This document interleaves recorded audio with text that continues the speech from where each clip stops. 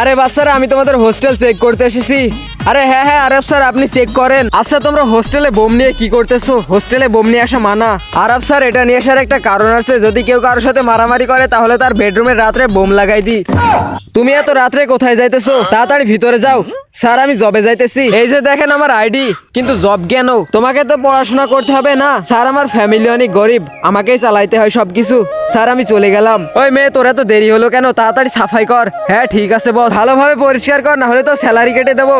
বস, আমি অনেক ভালোভাবেই করতেছি। বেশি কথা বলিস না, চুপচাপ কাজ কর। আরে আমি কি করব? আমার বস আমাকে সারাদিন কষ্ট করাই। আরে তুমি এটা কি করলে? আমি তোমাকে ছাড়বো না।